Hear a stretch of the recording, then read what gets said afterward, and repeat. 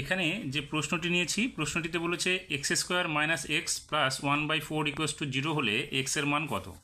তাহলে আমরা এই অংশটি থেকে সমাধান করব।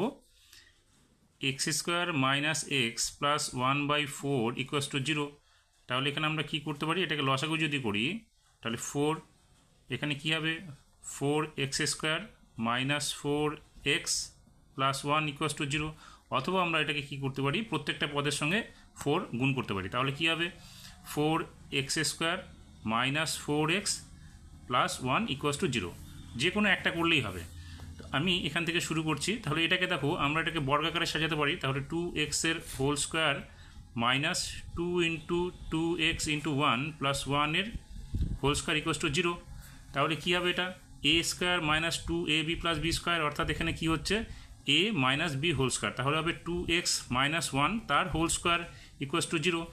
বা এখানে কী হবে, যেহেতু এটা বর্গাকার আছে তাহলে এখানে 2x মাইনাস 1 ইকুয়ালস টু 0 হতে পারে। তাহলে এখানে কী হবে 2x ইকুয়ালস টু হয়ে যাবে প্লাস 1, এদিকে 1টা চলে এলো। তার মানে এক্স কী হলো 1/2। তাহলে এক্সের মান আমরা কী পেলাম, হাফ।